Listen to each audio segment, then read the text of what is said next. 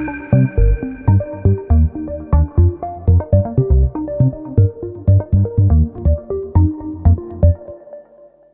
afternoon and welcome to the next webcast in our series based on the recent IMD book Quest, Leading Global Transformations, the IMD Guide to the 7 Journeys Reshaping Corporations Today. I'm delighted to be joined by Michael Wade, Professor of Innovation and Strategic Information Management and Co-Director of IMD's Orchestrating Winning Performance Program. Mike, many thanks for being with us today. Good afternoon, Paul. Today we're looking at the quest for global presence, and what we're seeing in the book is that global presence is less about where you are and more about how you structure your activities. Can you tell us a little bit more about that? I would agree with that. I think for me, global is less about different geographies and different countries. It's more about managing the complexity of a large business, which means different business units, different product categories, services, and so forth. Now, you mentioned in the book very clearly this a concept that you're calling anchored agility, and that's really going to be our focus for today. Can you tell us a little bit more as a definition? What do we mean by anchored agility? Right. Well, anchored agility, I think, is the holy grail for many large, diversified organizations, and it's really managing the balance between the desire to have global efficiency and global control, but at the same time have local flexibility and local agility. And I think if you can get both those things correct, you're an anchoredly agile company. Now, I'm guessing that getting that correct and getting that balance right is not always an easy journey. Throughout the book in each chapter, we try to focus on things that companies should think about, what they should do, what they should avoid. So let's start with the think aspect. If I'm a company today embarking on this journey of anchored agility, what do I need to be thinking about? What do I need to be mindful of? I think you really need to be mindful that it is a journey, that it won't happen overnight. If we consider what that journey means, if you can imagine a 2x2 matrix where the y-axis is local flexibility and the x-axis is global control, most organizations begin the journey in the top left quadrant. It's what we call the silo quadrant. They're very good at adapting to local needs and local flexibility, but because they're essentially siloed, they don't really take advantage of the global might, the economies of scale and scope that you want as a global business.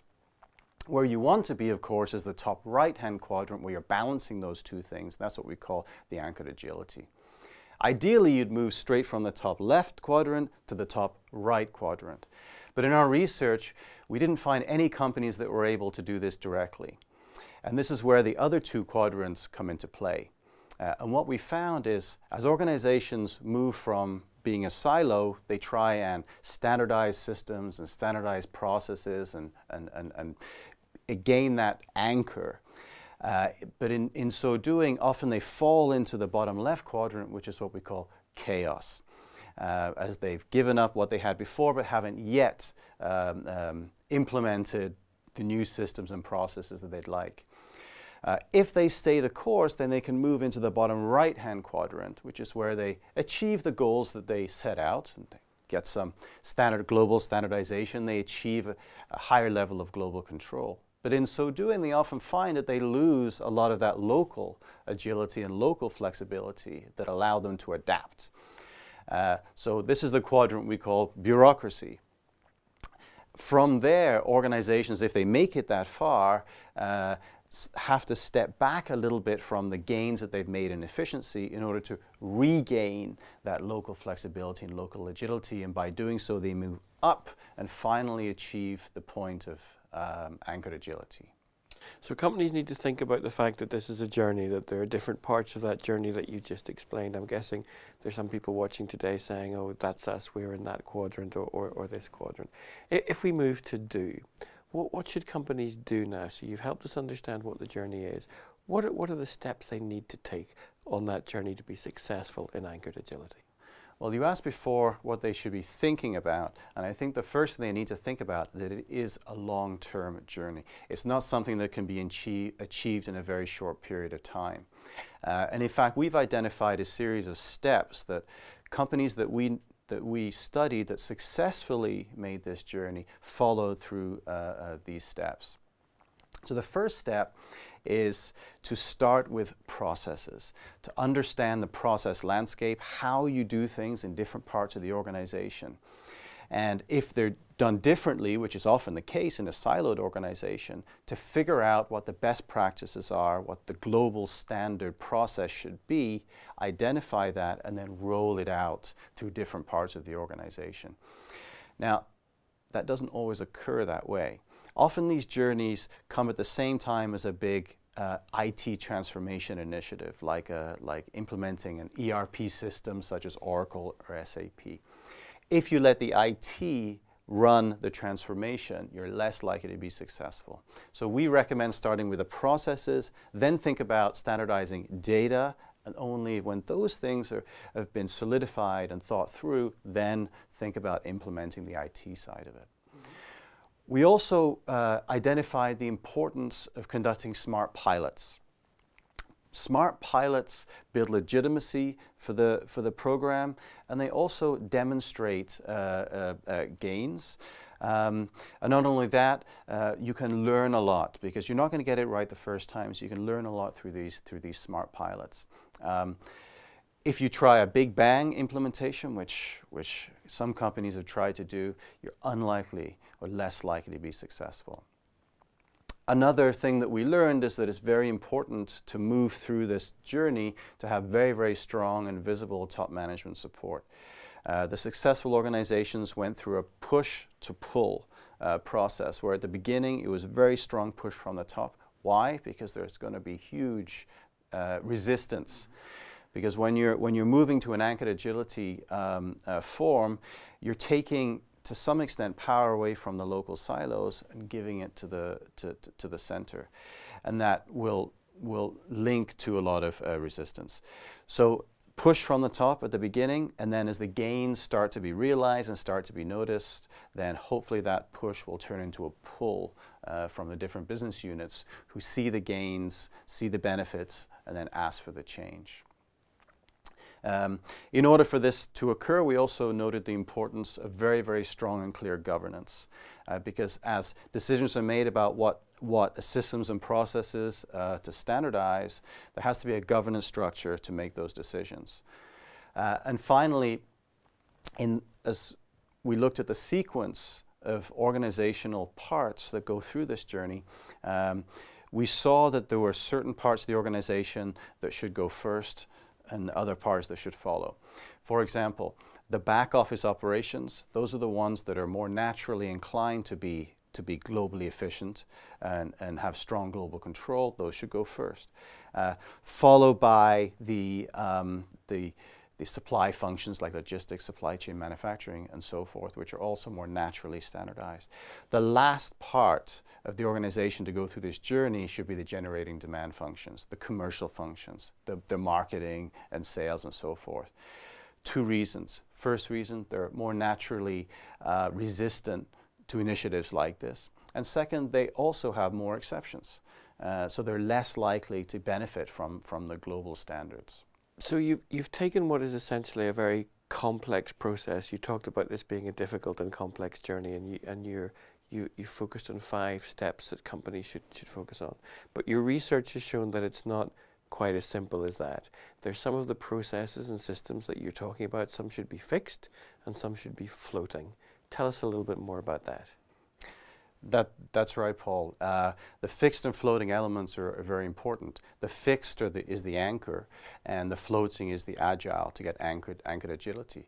In order to become an organization that has anchored agility, you need to have some systems and processes that are standardized, and then some exceptions. And a big part of the journey is to figure out and decide what should be fixed and what should be allowed to float or to be an exception. And this is not an easy decision to make. There are lots of arguments on both sides. So we created a decision tree to help organizations to make these decisions. At the top of the decision tree is the question about whether the system and process is strategically important, yes or no. If the answer is no, which is the case for many systems and processes, then the next question is, can it be eliminated? If the answer is yes, then eliminate it. And in fact, we notice that through these journeys, a lot of systems and processes are removed or eliminated. They're redundant, or they're duplicate, or they're no longer useful. Now, there are some cases where these systems and processes that are not strategically important still are necessary. You still need them. So the next question to ask is whether these systems and processes that are not strategically important require local adaptation or not. Do they need to be different in one part of the business or another part of the business? Again, as you go down through the decision tree, if the answer is no, they don't need local adaptation, then the decision is simple. Rigorously standardize that activity. It's not strategically important. It doesn't need local adaptation. Why are you doing it different ways in different parts of the business? Rigorously standardize it, or indeed outsource it. Now, there are some cases where there are non-strategic processes and systems that nevertheless need local adaptation. You could imagine some jurisdictional process that is different in different parts of the company, different parts of the world, requires local adaptation. In that case, you allow the exception, but only on a very rigorous business case. On the other side of the decision tree, if a process or system is strategic, then you also have a second decision to make, and that's around local adaptation.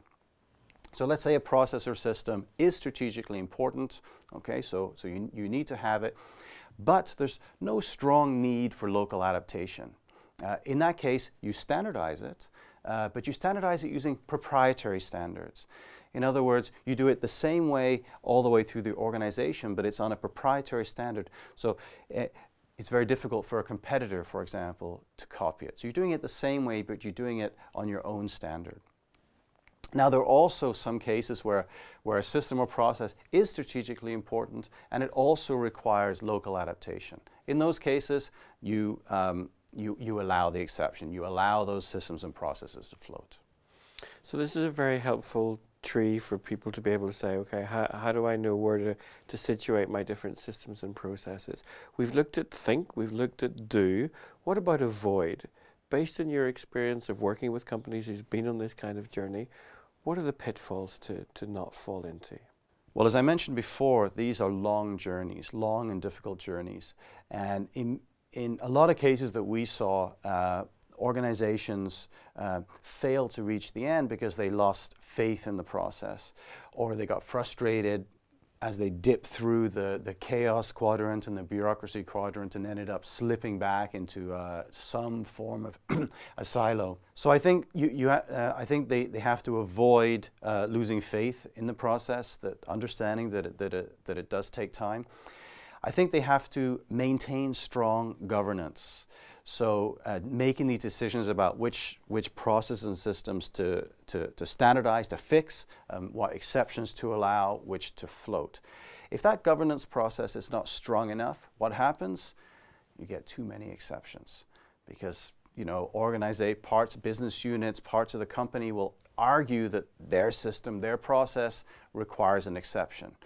So if you don't have the strong enough governance, you'll end up with something that is still a silo. You've really helped us understand how this works. Can we get into some concrete examples? We try to, in each chapter of the book, talk about the payoffs. You've worked with a lot of companies, you've seen a lot of companies do this well, maybe some not so well.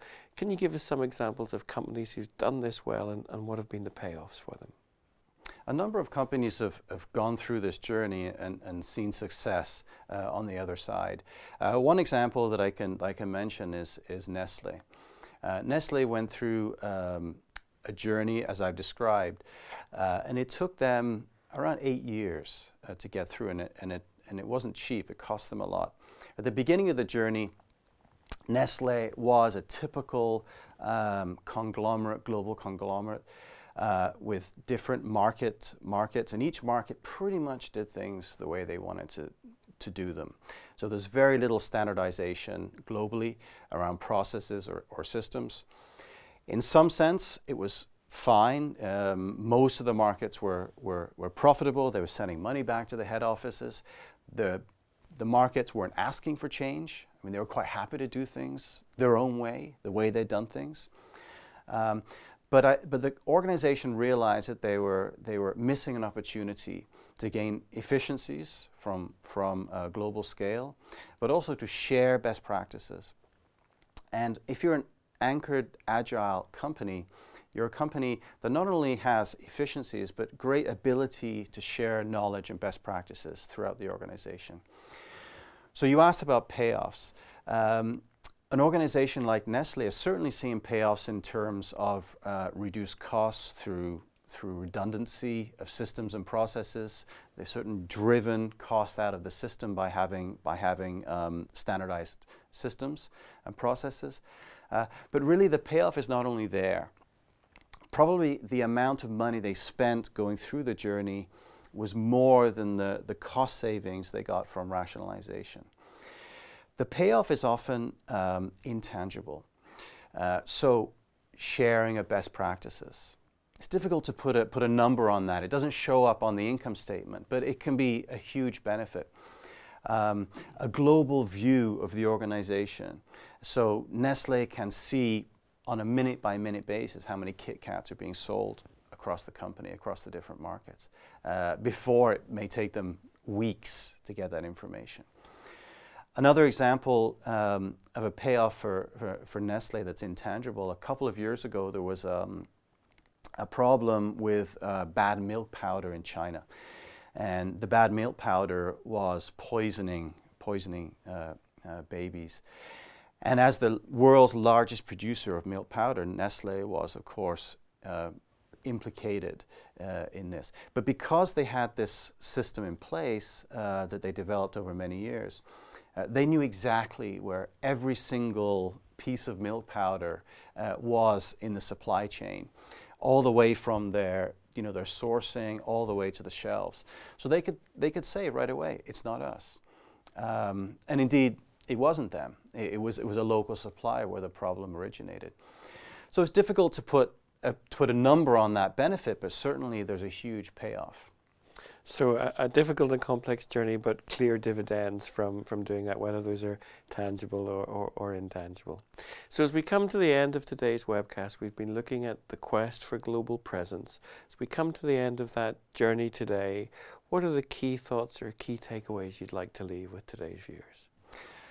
I think that a key takeaway from this work, I think, is that organizations need to think about what the best balance for them is between global efficiency and global control and local flexibility and local agility. The anchored agile form is the best form for most organizations, but it's a long journey to get there. And if organizations wish to get there, they have to commit resources and time in order to make it. They may decide when looking at what it takes to get there that for them it's not worth it, that the payoff is not worth it. In that case, the answer for them is to optimize where they happen to be, whether it's some form of silo or some form of bureaucracy. But in our work with organizations that we've spoken with, the payoff for attaining anchored agility, they all say, yes, it was painful, yes, it hurt, yes, it took a long time, yes, it was expensive, but the benefits we have of being there outweigh the costs.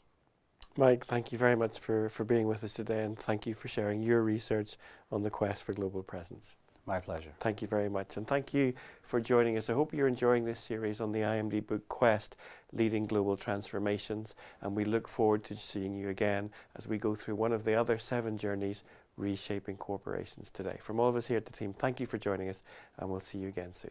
Bye-bye.